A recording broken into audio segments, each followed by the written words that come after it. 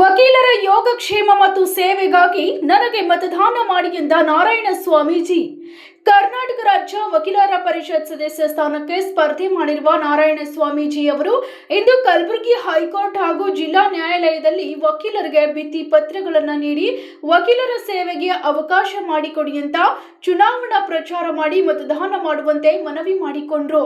ಕರ್ನಾಟಕ ರಾಜ್ಯ ವಕೀಲರ ಪರಿಷತ್ ಸದಸ್ಯ ಸ್ಥಾನಕ್ಕೆ ಸ್ಪರ್ಧೆ ಮಾಡಿರುವ ನಾರಾಯಣ ಸ್ವಾಮಿ ಅವರು ಇಂದು ಕಲಬುರಗಿ ಹೈಕೋರ್ಟ್ ಹಾಗೂ ಜಿಲ್ಲಾ ನ್ಯಾಯಾಲಯದಲ್ಲಿ ವಕೀಲರಿಗೆ ಭಿತ್ತಿ ಪತ್ರ ನೀಡಿ ಪ್ರಚಾರ ಮಾಡಿದ ನಾರಾಯಣ ಸ್ವಾಮೀಜಿ ಬಳಿಕ ಮಾಧ್ಯಮದವರೊಂದಿಗೆ ಮಾತನಾಡಿ ಅವರು ನಾನು ಯಾವುದೇ ರಾಜಕೀಯ ಪಕ್ಷ ಅಥವಾ ಗುಂಪಿಗೆ ಸೇರಿದವರಲ್ಲ ಅಂತ ಸ್ಪಷ್ಟಪಡಿಸಿದ್ರು.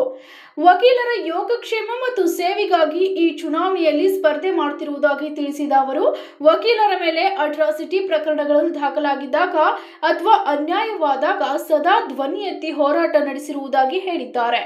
ಉತ್ತರ ಕರ್ನಾಟಕದಲ್ಲಿ ಯುವ ವಕೀಲರ ಅನೇಕ ಸಮಸ್ಯೆಗಳನ್ನ ಎದುರಿಸುತ್ತಿದ್ದಾರೆ.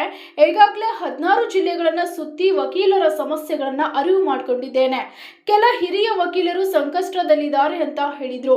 ವಕೀಲರಿಗಾಗಿ ಆರೋಗ್ಯ ವಿಮೆ ಸೇರಿದಂತೆ ಹಲವು ಕಲ್ಯಾಣ ಯೋಜನೆಗಳನ್ನ ಜಾರಿಗೆ ತರಲು ಪ್ರಾಮಾಣಿಕವಾಗಿ ಕೆಲಸ ಮಾಡುವುದಾಗಿ ಭರವಸೆ ನೀಡಿದ್ದಾರೆ. ನಾನು ರಾಜಕಾರಣಿ ಅಲ್ಲ. ಭ್ರಷ್ಟ ರಾಜಕಾರಣಿಗಳು ತಮ್ಮ ಕ್ಷೇತ್ರಗಳನ್ನ ಕಬಳಿಸಿ ಜನರನ್ನ ಕತ್ತಲಲ್ಲಿ ಇಟ್ಟಿದ್ದಾರೆ. ಭ್ರಷ್ಟಾಚಾರ ತಡೆಗಟ್ಟುವಲ್ಲಿ ವಕೀಲರ ಪಾತ್ರ ಮಹತ್ವದ್ದು.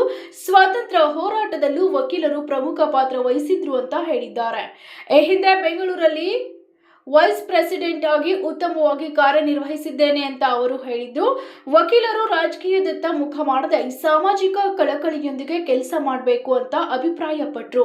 ವಕೀಲರ ರಕ್ಷಣೆಗಾಗಿ ಹೆಚ್ಚಿನ ಕಾನೂನು ರೂಪಿಸುವ ಅಗತ್ಯ ಇದೆ ಅಂತ ತಿಳಿಸಿದ್ರು. ವಕೀಲರ ಸೇವೆ ಮಾಡಲು ಅವಕಾಶ ನೀಡುವಂತೆ ಮತದಾರರಿಗೆ ಮನವಿ ಮಾಡಿದ್ರು.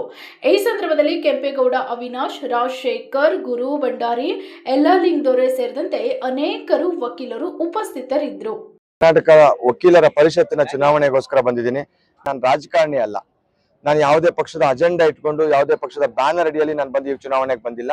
ನನಗೆ ಇರೋದು ಒಂದೇ ಅಜೆಂಡಾ, ವಕೀಲರ ಒಂದು ಯೋಗಕ್ಷೇಮ, ವಕೀಲರ ಒಂದು ಸೇವೆ ಮಾಡಬೇಕು. And I am practising lawyer. ನಾನು ಯಾವುದೇ ಒಂದು ರಾಜಕಾರಣಿಯ ಒಬ್ಬ ರಾಜಕಾರಣಿಯ ಒಂದು ಫಂಡ್ ತಗೊಂಡು ಮತ್ತೊಂದು ಬಂದಿಲ್ಲ. ನನಗಿರೋದು ಒಂದೇ ವಕೀಲರ ಶಕ್ತಿ ಇದೆಯಾ. I am the advocates family member. ನಾನು ಅಡ್ವೊಕೇಟ್ಸ್ ವಕೀಲರ ನನ್ನ ಕುಟುಂಬ, ಅವರೇ ನನ್ನ ಶಕ್ತಿ ಅನ್ಕೊಂಡು ಇವತ್ತಿನವರೆಗೂ ಹೋರಾಟ ಮಾಡ್ಕೊಂಡು ಬಂದಿರೋನು. ಅಡ್ವೊಕೇಟ್ಸ್ ಪ್ರೊಟೆಕ್ಷನ್ ಆಕ್ಟ್ ಅಲ್ಲಿ ಇರ್ಬೋದು, ಮಹಿಳಾ ರಿಸರ್ವೇಶನ್ಸ್ ಅಲ್ಲಿ ಇರ್ಬೋದು, ಅಥವಾ ನನ್ನ ವಕೀಲರುಗಳ ಮೇಲೆ ಎಷ್ಟೋ ಒಂದು ಅಟ್ರಾಸಿಟೀಸ್ ಆದಂತ ಸಂದರ್ಭದಲ್ಲಿ, ಅಂದ್ರೆ ಪೊಲೀಸ್ನವರಿಂದ ದೌರ್ಜನ್ಯ ಆದಂತ ಕೇಸ್ಗಳಲ್ಲಿ ಇರ್ಬೋದು, ಪ್ರತಿಯೊಂದು ವಿಚಾರಗಳಲ್ಲೂ ಸದಾ ಹೋರಾಟ ಮಾಡ್ಕೊಂಡು ಮುಂಚೂಣಿಯಲ್ಲಿ ಇದ್ಕೊಂಡು ಯಾವುದೇ ಜಿಲ್ಲೆ ಯಾವುದೇ ಭಾಗ ಅಂತ ನೋಡಿದ್ರೆ ಪ್ರತಿಯೊಂದು ಕಡೆನೂ ನಾನು ಹೋರಾಟ ಮಾಡ್ಕೊಂಡು ಸದಾ ಬಂದಿದ್ದೀನಿ. ಅದ್ರಲ್ಲಿ ಇವತ್ತು ಮುಖ್ಯವಾಗಿ ಉತ್ತರ ಕರ್ನಾಟಕದ ಮಂದಿ ಇರ್ಬೋದು ಅಥವಾ ಯಾವುದೇ ಒಂದು ಜಿಲ್ಲೆಗಳಿರ್ಬೋದು, ಇವತ್ತು ಅದ್ರಲ್ಲಿ ಮುಖ್ಯವಾಗಿ ಯೂತ್ಸ್ಗೆ, ಯಂಗ್ಸ್ಟರ್ಸ್ಗೆ ಬಹಳ ಕಷ್ಟ ಇದೆ. ಎಲ್ಲೋ ಒಂದ್ ಕಡೆ ಯಂಗ್ಸ್ಟರ್ಸ್ ಹೇಳ್ಕೊಳಕ್ ಆಗ್ದಿಲ್ದಿರುವಂತ ನೋವಿದೆ ಅವರಲ್ಲಿ. ಇವತ್ತು ಬೀಂಗ್ ಯಂಗ್ಸ್ಟರ್ ನಾನು ಕೂಡ ಆಲ್ರೆಡಿ ಈಗ 16 ಜಿಲ್ಲೆ ನಾನು ಸುತ್ತಿ ನಂಗೆ ಅರ್ಥ ಆಗಿರೋದೇನಂದ್ರೆ ಯಂಗ್ಸ್ಟರ್ಸ್ ಬದುಕು ಅಡ್ವೊಕೇಟ್ಸ್ ಏನು ಅಷ್ಟು ಚೆನ್ನಾಗಿ ಖಂಡಿತವಾಗಿಯೂ ಇಲ್ಲ. ಯಾಕಂದ್ರೆ ಅವ್ರು ಹೇಳ್ಕೊಂಡ್ರು ಕೂಡ ಅವ್ರ ಪ್ರಾಬ್ಲಮ್ ಸಾಲ್ವ್ ಏನ್ ಆಗೋದಿಲ್ಲ. ಅಂತ ಒಂದು ಸ್ಥಿತಿಯಲ್ಲಿ ಇವತ್ತಿರೋದು. ಅಂತ ಅರಾಜಕತೆಗಳ ವಿರುದ್ಧವಾಗಿ ಸದಾ ಧ್ವನಿ ಎತ್ತಬೇಕು. ಕಡೆ ಪಕ್ಷ ನಮ್ಗೆ ಹೊಟ್ಟೆಗೆ ಊಟ ಇಲ್ಲ ಅಂದ್ರೆ ನಮ್ಮ ಗೌರವಕ್ಕೆ ಧಕ್ಕೆ ಬರಬಾರ್ದು. ಅಂತ ಸ್ಥಿತಿಯಲ್ಲಾದ್ರೂ ಕಡೆ ಪಕ್ಷ ನಾವು ಗೌರವಿತವಾಗಿ ವಕೀಲರುಗಳು, ಅದೇ ತರ ಸೀನಿಯರ್ಸ್ಗಳು ಕೂಡ ಎಲ್ಲೋ ಒಂದ್ ಕಡೆ ಅವರು ಸೀನಿಯರ್ಸ್ ಗಳಾಗಿರ್ತಾರೆ, ಬಟ್ ಅವ್ರ ಪೇನ್ ನ ಹೇಳ್ಕೊಳಕ್ ಆಗೋದಿಲ್ಲ.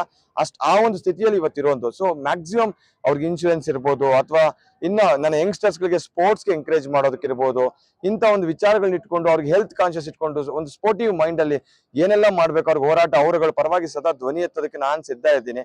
ಅಂಡ್ ಮೋರ್ ಓವರ್ ನಾನು ಗೆಲ್ಲೋದ್ರಿಂದ ಆಗೋ ಒಂದು ಏನಂದ್ರೆ, ಮುಖ್ಯವಾಗಿ ನಮ್ಮಲ್ಲಿ ಪ್ರಾಮಾಣಿಕತೆಯಿಂದ ಕೆಲಸ ಮಾಡ್ತೀವಿ, ಅದು ಯಂಗ್ಸ್ಟರ್ಸ್ ಗಳಿಗೋಸ್ಕರ. ಅಟ್ ದ ಸೇಮ್ ಟೈಮ್ ನಾನು ನಿಲ್ಲೋದ್ರಿಂದ ನೆಕ್ಸ್ಟ್ ಯುವಕರು ಎಲ್ಲರೂ ಕೂಡ ನಾವು ಕೂಡ ಬಾರ್ ಕೌನ್ಸಿಲ್ ಹೋಗ್ಬೋದು, ನಾವು ಗೆಲ್ಬಹುದು ಅನ್ನೋ ಹುಮ್ಮಸ್ಸು ಶಕ್ತಿ ಅವರಲ್ಲಿ ಬರುತ್ತೆ. ಇಲ್ಲ ಅಂದ್ರೆ ಅವ್ರು ಒಂದು ಊರಿಗೆ ಸೀಮಿತ ಆಗಿ, ಒಂದು ಜಿಲ್ಲೆಗೆ ಸೀಮಿತ ಆಗಿ ಹೋಗ್ತಾರೆ. ಅದೇ ಒಂದು ರಾಜ್ಯ ಸುತ್ತಿ ನಾನು ಕೂಡ ಈ ಚುನಾವಣೆಗೆ ಬರ್ಬೋದು ಅನ್ನೋ ಒಂದು ವಿಶ್ವಾಸ ಅವರಲ್ಲಿ ಮೂಡಬೇಕು ಅಂದ್ರೆ ಅದು ನನ್ನ ಜಯದಿಂದ ಮಾತ್ರ ಸಾಧ್ಯ ಆಗುತ್ತೆ. ಯಾಕಂದ್ರೆ ಬೀಂಗ್ ಯಂಗ್ಸ್ಟರ್ಸ್ ನಾವ್ ಇದಕ್ಕೆ ನಿಂತಿದ್ದೀನಿ. ಸೊ ಖಂಡಿತ ಗೆಲ್ತೀನಿ ಅನ್ನೋ ವಿಶ್ವಾಸನೂ ನನಗಿದೆ. ಯಾಕಂದ್ರೆ ನಾನು ಪ್ರಾಮಾಣಿಕವಾಗಿ ಕೆಲಸ ಮಾಡಿದ್ದೀನಿ. ಕೋವಿಡ್ ಅಲ್ಲಿ ಇರ್ಬೋದು, ಪ್ರತಿಯೊಂದು ಕರ್ನಾಟಕದಲ್ಲಿ ನಾನು ಪ್ರೌಢಿಂದ ಹೆಮ್ಮೆಯಿಂದ ನಾನು ಹೇಳ್ಬೋದು, ನಾನು ಪ್ರಾಮಾಣಿಕವಾಗಿ ಕೆಲಸ ಮಾಡಿದ್ದೀನಿ. ಕನ್ನಡ ಪರ ಹೋರಾಟಗಳಲ್ಲಿ ಭಾಗಿಯಾಗ್ತೀನಿ, ರೈತ ಪರ ಹೋರಾಟಗಳಲ್ಲಿ ಭಾಗಿಯಾಗ್ತೀನಿ, ಭ್ರಷ್ಟಾಚಾರದ ವಿರುದ್ಧ ಧ್ವನಿ ಎತ್ತುತ್ತೀನಿ. ಇದಕ್ಕಿಂತ ಇನ್ನೇನ್ ಆಗ್ಬೇಕು? ನಾವು ಪ್ರಾಮಾಣಿಕವಾಗಿ ಸೇವೆ ಮಾಡೋದಷ್ಟೇ ನನ್ನ ಉದ್ದೇಶ. ಅದ್ರ ಮುಖ್ಯವಾಗಿ ಯಂಗ್ಸ್ಟರ್ಸ್ ಮತ್ತೆ ಹೆಣ್ಮಕ್ಳು ಹಾಗೆ ನಮ್ಮ ಸೀನಿಯರ್ಸ್ ಗಳ ಮಾರ್ಗದರ್ಶನದಲ್ಲಿ ನಾನು ಖಂಡಿತವಾಗಿಯೂ ನಾನು ಪ್ರಾಮಾಣಿಕವಾದ ಸೇವೆ ಮಾಡ್ತೀನಿ. ಸೊ ಹಂಗಾಗಿ ಎಲ್ಲಾ ವಕೀಲರು ನನಗೆ ಬೆಸ್ಟ್ ಪ್ರಿಫರೆನ್ಸ್ ನನಗೆ ಕೊಡಿ. ಸಾಧ್ಯವಾದ್ರೆ ಫಸ್ಟ್ ಪ್ರಿಫರೆನ್ಷಿಯಲ್ ಕೊಡಿ. ನಿಮ್ಗೆ ನನ್ನ ಬಗ್ಗೆ ತಿಳ್ಕೊಂಡು, ಇಲ್ಲ ಅಂದ್ರೆ ಬೆಸ್ಟ್ ಪ್ರಿಫರೆನ್ಸ್ ಸೆಕೆಂಡ್ ಕೊಡಿ. ಸೊ ದಯವಿಟ್ಟು ನನಗೆ ನೀವು ಎಲೆಕ್ಟ್ ಮಾಡ್ತೀರಾ, ನನಗೆ ಒಂದು ಆಶೀರ್ವಾದ ಮಾಡ್ತೀರಾ ಅಂತ ನಾನು ಭಾವಿಸ್ತೀನಿ. ಯೂತ್ಸ್ಗೆ ನಾವು ಎಂಪ್ಲಾಯ್ಮೆಂಟ್ಸ್ ಕ್ರಿಯೇಟ್ ಮಾಡೋಕ್ಕಾಗಲ್ಲ. ಮೇನ್ ಏನ್ ಗೊತ್ತಾ, ಅಡ್ವೊಕೇಟ್ಸ್ ಗಳು ಏನಾಗ್ತಾ ಇದೆ ಇವಾಗ ನೋಡಿ, 1,35,000 ಜನ ಅಡ್ವೊಕೇಟ್ಸ್ ಗಳು ನಮ್ಮಲ್ಲಿ ಇವಾಗ ಇದ್ದಾರೆ. ಇನ್ನೊಂದ್ ಸ್ವಲ್ಪ ವರ್ಷ ಬಿಟ್ರೆ 2-2.5 ಲಕ್ಷ ಆಗತ್ತೆ. ಮೊದ್ಲು ನಮ್ಮ ಅಡ್ವೊಕೇಟ್ಸ್ ಜಾಸ್ತಿ ಕಡಿಮೆ ಆಗ್ಬೇಕು. ಯಾಕಂದ್ರೆ ಈಗ ರಿಸಲ್ಟ್ ನ ಕಟ್ ಆಫ್ ಮಾಡ್ಬಿಡ್ಬೇಕು, ರ್ಯಾಂಕಿಂಗ್ ಆಧಾರದ ಮೇಲೆ ಬಿಡ್ಬೇಕು. ಇಲ್ಲಾಂದ್ರೆ ಭವಿಷ್ಯದಲ್ಲಿ ನಮ್ಗೆ ಜನ ದಟ್ಟಣೆ ಜಾಸ್ತಿ ಆಗುತ್ತೆ ಅಂತಾರಲ್ಲ, ಹಾಗೆ ವಕೀಲರ ದಟ್ಟಣೆ ಜಾಸ್ತಿ ಆದ್ರೆ ಕೇಸಸ್ಗಳು ಕಡಿಮೆ ಆಗುತ್ತೆ, ಕ್ವಾಲಿಟಿ ಇರೋದಿಲ್ಲ. ಅಂಡ್ ಕ್ವಾಲಿಟಿ ಅಡ್ವೊಕೇಟ್ಸ್ ಹೊರಗಡೆ ಬರ್ಬೇಕು.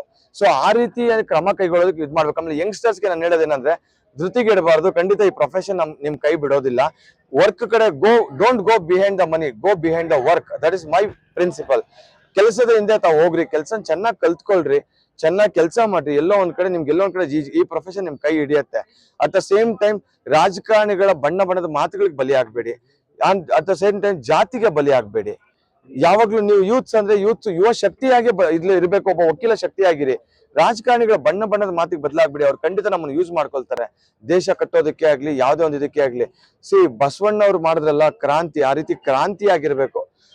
ನಾನು ಯಾವಾಗ್ಲೂ ಅನ್ಕೊಳ್ತಾ ಇರ್ತೀನಿ, ಯಾವುದೇ ಒಂದು ಜಾತಿಗೆ ಮತ್ತೊಂದಕ್ಕೆ ನಾವು ಸೀಮಿತ ಆಗ್ಬಾರ್ದು. ಸೊ ಹಾಗಾಗಿ ನಾನು ಎಲ್ಲ ಯಂಗ್ಸ್ಟರ್ಸ್ ಅಲ್ಲಿ ಕೇಳ್ಕೊತೀನಿ, ಏನಾನ ಬದಲಾವಣೆ ಆಗ್ಬೇಕು, ಅದು ನಿಮ್ಮಿಂದ ಮಾತ್ರ ಸಾಧ್ಯ. ನೀವು ಹೇಳೋ ಶಕ್ತಿ ನನಗೆ ಕೊಡಿ, ನಾನು ನಿಮ್ ಧ್ವನಿ ಆಗ್ತೀನಿ ಅಂತ. Thank you.